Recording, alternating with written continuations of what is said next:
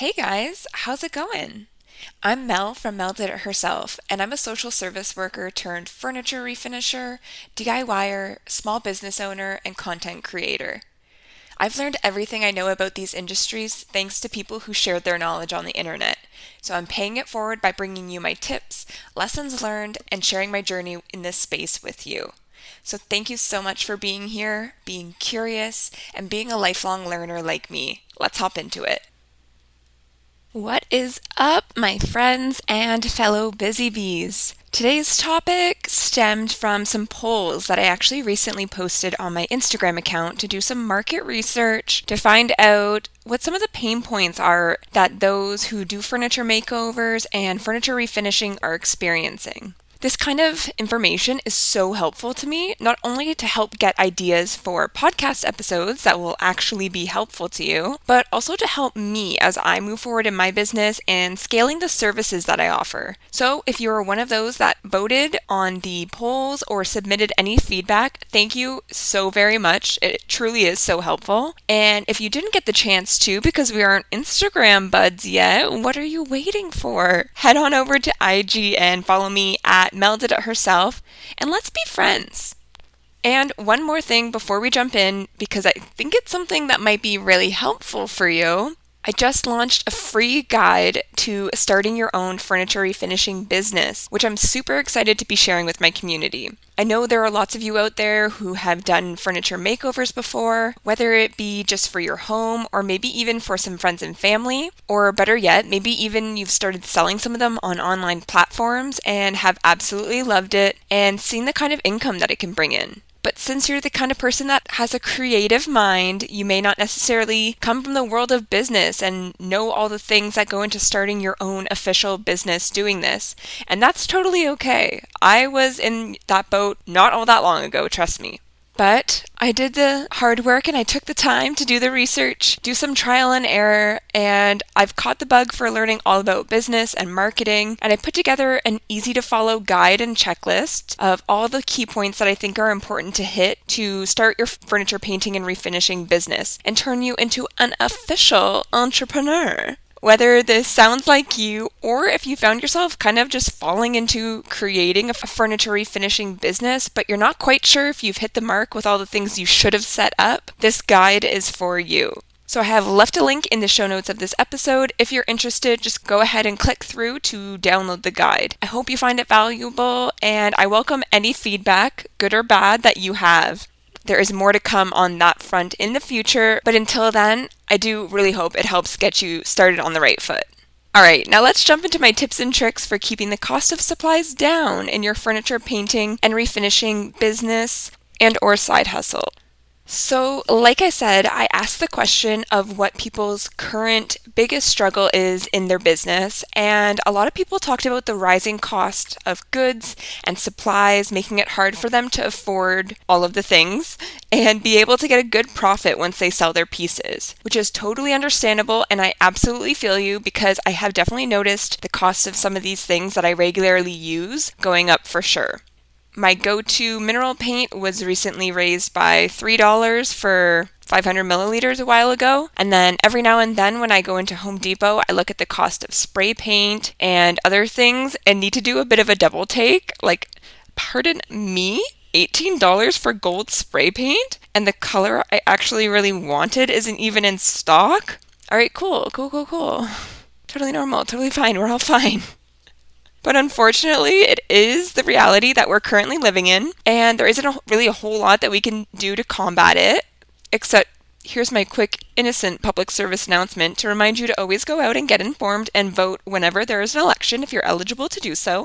But there are some strategic things that you can build into your everyday business, or even things just to keep in mind if you do furniture refinishing and furniture flipping as a hobby, or just do pieces for yourself to make sure that you're keeping costs down as much as possible so you don't break the bank. I am going to focus on ways to keep supplies down throughout this episode, but first off, I do need to mention that keeping the cost of your pieces low that you're sourcing to makeover is definitely important to do whenever possible. When and where appropriate to do so, remember to try and negotiate prices down or look for sales or opportunities to get money off on the price of the item that you're buying, whether it's at a store or from someone. If you need some tips on where and how to source furniture pieces and you haven't already listened to it, in episode number 5 of the podcast, I discuss how to source furniture secondhand to refinish, and I'll link that episode in the show notes if you want to check it out after this one. But thinking more about supplies, one thing I often hear from people is that paint is so expensive and the price is only continuing to rise. So, what can we do about it? My best advice is to get the most bang for your buck. Sounds obvious, right? One way to do that is by buying paint in larger quantities so that you can get more paint for a smaller price. Some brands, this isn't really a possibility, but if you are strategic with the ones that do have it, it can really pay off in the long run. One example of this would be with Fusion Mineral Paint. Some stockists offer 2-liter sizes for around $90. And so what I'll do is for the neutral colors that I most often use, so blacks, whites, that kind of thing, I'll order those larger jugs and then just put the paint into smaller, more manageable containers when I go to use it. And $90 might sound like a lot, but if you consider the fact that it's $28 for 500 milliliters, you're actually saving $22 when you get the 2-liter container. It's obviously just more costly up front. And putting the paint into smaller size containers allows me to be able to better access the paint and also make sure that I'm not changing the consistency of the paint with having it exposed to air for so long, since it would take me longer to get through that amount compared to a normal pint size or 500 milliliter size container. Also keep in mind that these neutral colors, like white and black, can be added to other shades to change the depth or how light a color of paint is, so that can definitely help in the long run to avoid having to buy other shades that may be similar. You can also do this with products that are your go-to basics that you're often using. Things that come to mind are primer, various top coats, so maybe having one matte finish, one satin finish, and one gloss finish, as well as stain colors that you repeatedly use or find that your custom clients are requesting often. Along the same lines of mixing colors, I really recommend something that a lot of people may not think of, which is something that I've only personally learned because I'm a makeup fanatic, fun fact about me, and that's learning color theory. So that's basically the art of combining colors based on the color wheel, which is an organized kind of illustration of primary, secondary, and tertiary colors. Tertiary. I always say that wrong. I think that's right though. And when you learn this, you can figure out how to combine colors, understand how colors relate to each other, and understand what colors can be mixed to create other colors or shades. This will be really helpful if you're trying to utilize the paint that you currently have in your stock, or if you have a certain color that you're trying to mimic or achieve without having to go out and actually buy the color itself, that certain color. It's also helpful just to know for when you're designing pieces, because if you're looking to use 2 different colors on a piece but you don't know if they'll look great next to each other, you can obviously do swatches and determine it that way, but if you're using the color theory and the color wheel, you can understand what colors will look best from more of a science-based understanding as well. And then, like I mentioned, you can also just mix in other colors to lighten or darken shades to create unique colors that perhaps others aren't offering, or just to bring a vision that you have in your head to life based off of another color that already exists and might already be in your stash. Another thing that this can be great for is if you have multiple containers of paint that you've already used on other pieces and you want to create a custom color from those so that you're not wasting the leftovers, but you also don't want to end up with paint that is the color of literal shit. So this can make sure that you end up with a color that will be more sought after and pleasant for your clients. Okay, and another potentially counterintuitive approach to saving money on supplies like paint is one that's hard to take, so brace yourselves, but it's to not keep yourself too in the loop on social media or with retailers and stockists or retailers by being on their mailing list. And that is because you are human, presumably, and it's easy to get FOMO. Fear of missing out.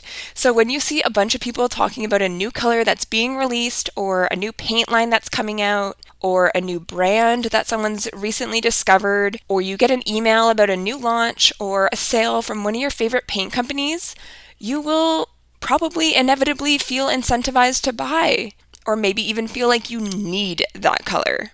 And you don't. Probably not, at least. And I'm absolutely guilty of this too, so I'm not sitting up on a high horse by any means. If you follow me on Instagram, you saw that I recently jumped on to getting 2 of the new Fusion Mineral paint colors from their new line. I got Manor Green, which I'm currently working on a piece in, and Everett. So I too am human. And I try my best not to jump too fast, especially when I know I already have a very full paint stash / shelf downstairs. But I do try to be intentional and take a look at my stash regularly, and definitely before I ever order more paint, to make sure that A, I'm not getting a color that I already have, because that has happened in the past when there was colors hiding, because I have them stacked on each other now and they can have a tendency to hide. And also B, so I am aware of just how much I have to go through, and maybe that will make me think twice about putting in another order, or at least as big of an order, if I absolutely have to put one in because, for example, I need a color for a custom client project. Maybe it will. If I still put the order in, though, at least I know I thought about it. And that counts for something, right? Another great tip, if you aren't super brand loyal or aren't super picky about color and you just kind of quickly flip pieces, or even are just the type of person where you don't need to feel super inspired by a piece to go in a certain direction on it, because I know some people can get a very specific vision in their head and can't stray from that once they see it. But if you're not that kind of person, a great thing to keep an eye out for is the Oopsie or Oops paint at Lowe's or Home Depot.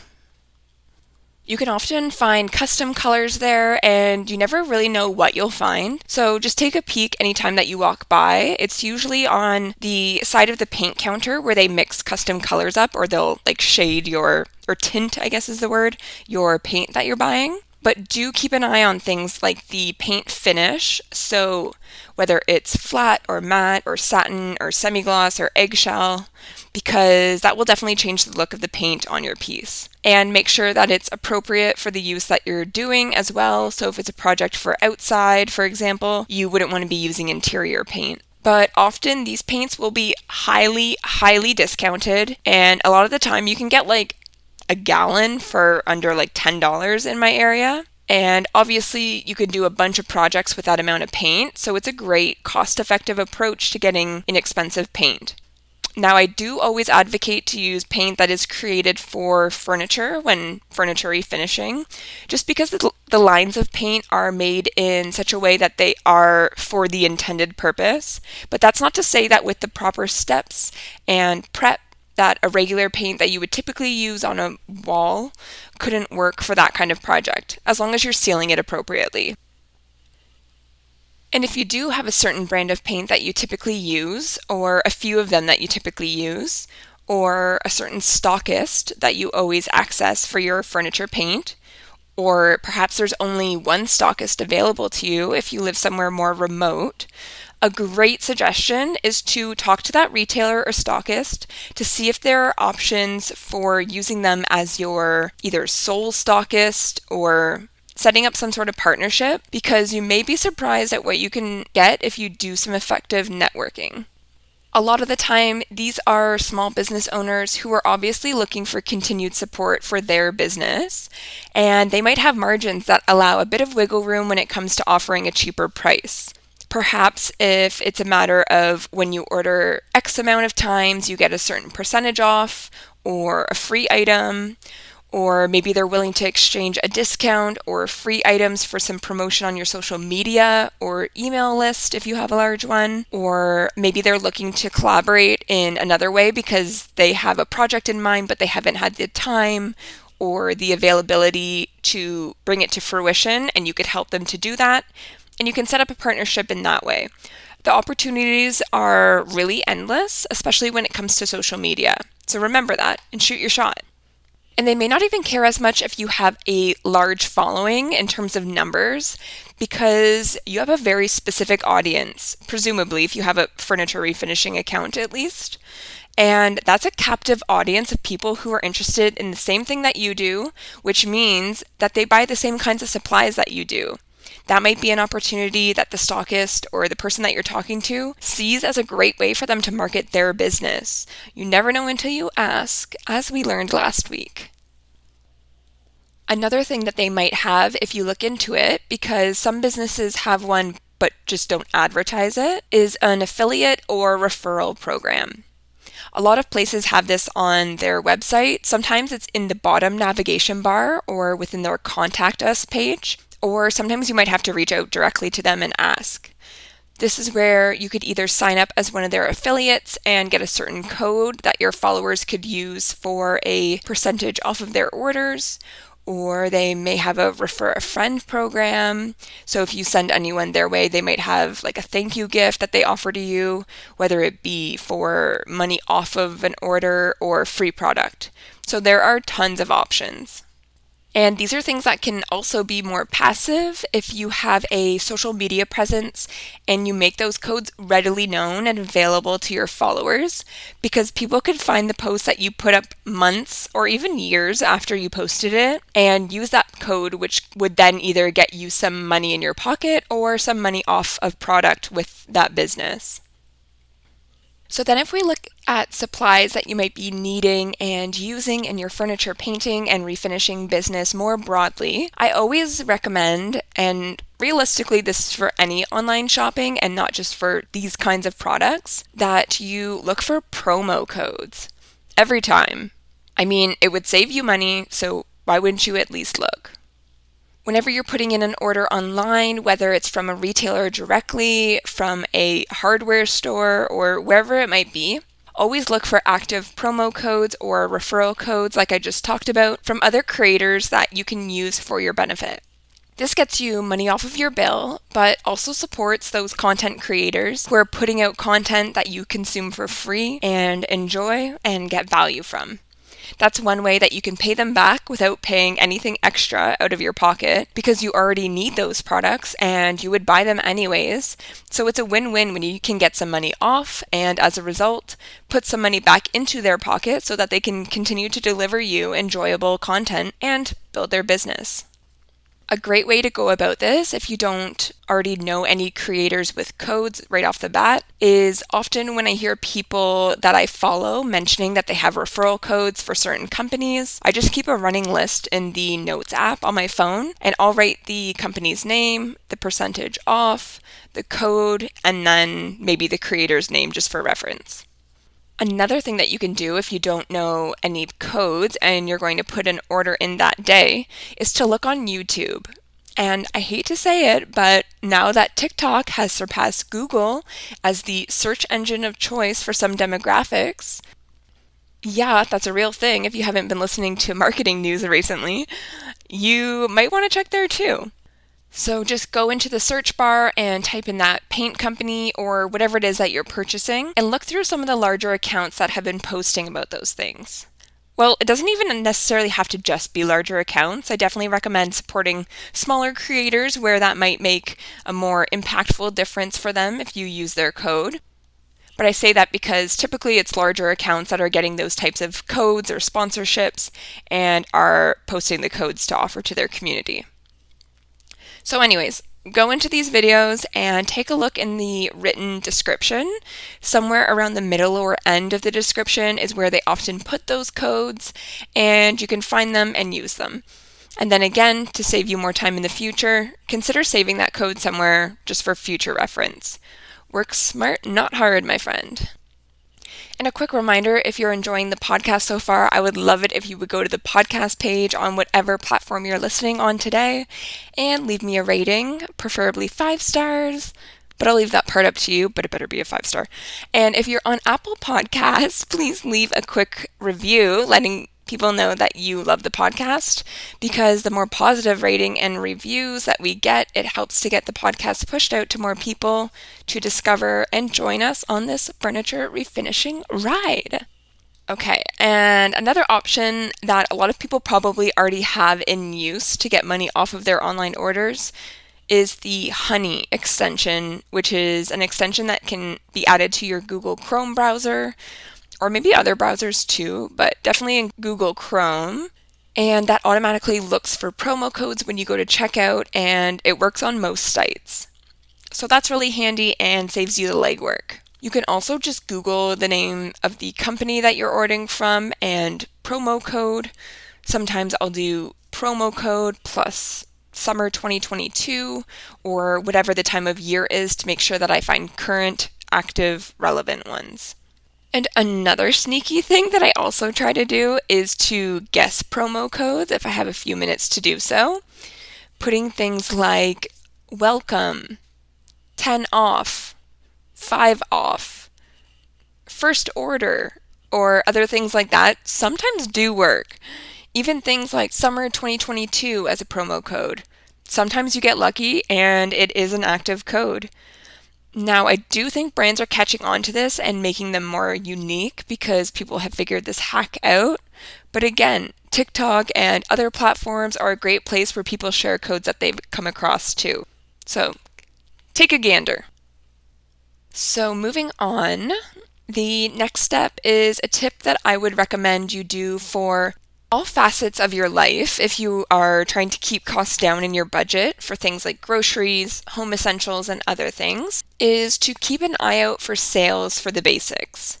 This means things that you are using often and repeatedly, like toilet paper, maybe paper towel, cleaning supplies, non-perishable food items, pasta, rice, whatever, and stock up when you see them on sale. And again, buy in bulk if you have the space because you can get more bang for your buck. In the context of furniture painting and refinishing, I like to do this for things that I use often, like shop towels, sandpaper, foam rollers, and those types of things. Also, if I see certain wallpapers or wrapping papers that have designs that I know are versatile and could likely be used on a style of furniture that I would refinish, I'll snag that when I see it, especially if it's for a good price because their designs and prints are usually seasonal, so I know I won't likely see it again for a while. So when you get these items in bulk and on sale, when you know that you will inevitably work your way through them and you have the space to store it all, the savings can really add up over time, even if you're just saving $1 here, $1 there. Another important way that you might not readily think of to keep costs down on supplies is to make the supplies that you do use last longer, or just last, period. So treat them with care, read the instructions, and find out how they're supposed to be cleaned or used properly.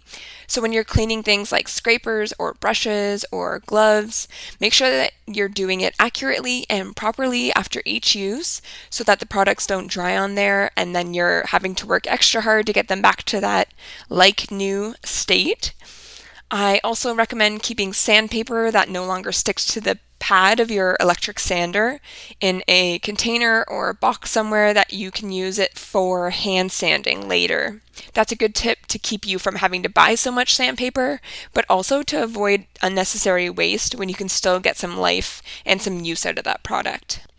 Another thing I recommend is to always keep the extra hardware screws that come with the handles, knobs, or other hardware that you get. Even if the screws are not the right length or don't work for the piece that you're currently working on. Just keep a container or a bag of these extra ones, and also other random bits and bobs like washers and wood screws and anything else that you're taking off of furniture pieces that you're working on or that come as extras in things that you buy. Because you never know when you'll need them, and it can save you a trip to the hardware store and having to buy something, which is annoying because you're going to have to spend extra money, but you're also using up your valuable time when you could just run downstairs, find the thing you need, and continue on with your project quickly. When it comes to tools that you might be using for furniture refinishing, like drill bits or screwdrivers or wrenches or pliers or hammers or anything else that you find that you need, I would recommend early on in your furniture refinishing journey that you look at buying a tool set that you invest in that has all of the basics. Even if they aren't quite as heavy duty or the name brand that you might have normally bought if you were buying them one piece at a time, this could be a really cost-effective way to make sure that you have a little bit of everything, and then you're saving a lot of money versus buying one piece at a time, and saving a lot of packaging too. And again, saving time because you figure out that you need that tool and then you have to run to the hardware store to get it every time, costing you time and money. At places like Home Depot or Canadian Tire or Home Hardware, you can find tool sets for, I don't know, like $100 for 125 pieces. Maybe more pieces in it. I don't know. We have one of those sets that we got when we lived in an apartment, and not only is it super compact to store, they also have a little bit of everything, so we very rarely have to go out and buy a single tool for a lot of the projects that I come across doing furniture makeovers, and also when doing different DIY projects around the house. And no, that kind of set unfortunately doesn't include the bigger tools or power tools or things like electric sanders, though you can get those in sets as well, and that might be a good investment for you in your business, depending on what you feel comfortable doing and what you feel comfortable using. A lot of those things can also get pretty costly, so one thing that I would recommend to keep costs for you and your business down is to ask for those big ticket items as gifts from friends and family and your partner if you have one. Things like a birthday or anything else that you might typically get gifts for, like Mother's Day, Father's Day, I don't know, Teacher Appreciation Day if you're a teacher or something like that. You can obviously ask for the item itself on your wish list, but if it's a larger item and you feel like it's weird or inappropriate to ask for something of that size and that price from one individual person, you can always ask for gift cards for a certain place that you know that sells that product. And then once you receive enough, you can take your gift cards and go to the store and get that product. Ideally when it's on sale too. But also consider the fact that if you mention you want one of those bigger ticket items, that's a great way for a bunch of people in your family or your friends to come together and pitch some money to get you something that you actually really want and will use for a Christmas gift or whatever. And as someone who isn't super great at gift giving and is married to someone who has the love language of gift giving, I know that I would really appreciate knowing this kind of information about somebody and their desires. So let it be known and let them come together and spoil you. You deserve it. And something you may not know about me, I love little motivational messages. They literally always get me fired up, and I keep a running list of ones that are especially catchy or speak to me in the Notes app on my phone. So I'm going to end every podcast episode with one of those that I've noted down over the years in hopes that you leave our time here each week feeling inspired, motivated, and ready to take on whatever comes your way this week. So this week's Mel's motivational message is, you can make excuses or you can make money, but you can't do both. And what is one way to make and retain more money? It's by spending less. It's by looking for those little ways that you can cut back in your budget, cut back in your costs of things, have a little bit more self-control, and plan out your purchases so that you're not spending so much money so that you can retain that money that you're earning and you're working hard for in your business. And as we look more broadly, as we always do, you can make excuses or you can make money, but you can't do both. So whether you're at your job, looking at a side hustle, whatever it might be, make sure that you don't have that scarcity mindset or that everything is happening to me and woe is me mentality, because you can make excuses, but while you're making excuses, life goes on and you are not making money. You'll spend all your time feeling down in the dumps and like everything's against you, or you can pick yourself up, you can, wipe yourself off, and you can focus and you can put that negative energy, turn it into positive energy and focus it into something that's more productive. And do you need to make a lot of money in this world to be happy? No, you could get by and have a great time. That's not the point here. But when you're focusing in on that negativity, when you're making excuses, when you're talking down about the world around you and just kind of putting everyone in a shit mood, honestly. That's kind of how I feel when I'm around people that are all woe is me and just continually negative. like those people are not enjoyable to be around. And those people are not doing big things. They're not inspiring others. They're not motivating. They're not really anything that's adding to your life. They're kind of just maybe a bit of a succubus, sucking energy and happiness out of people. I don't know if you feel the same, but I've come across those people in my life and I've left them in that time of my life because they kind of tend to pull you down with them. So don't be one of those. You can make excuses or you can make money, but you can't do both. So if you're someone that's been overspending and been a bit frivolous, that's fine. Acknowledge that. Take a look back, maybe print out your credit card statements, add up some numbers, face the reality, because I think that's important to do, and then make a plan. Write down action steps and figure out what you can do to turn that around, whether it's in your furniture refinishing business, whether it's looking at your family budget, whatever that might be. Another relevant quote that was used, I think maybe on one of the first episodes, was one day or day one, you decide. And so, totally up to you.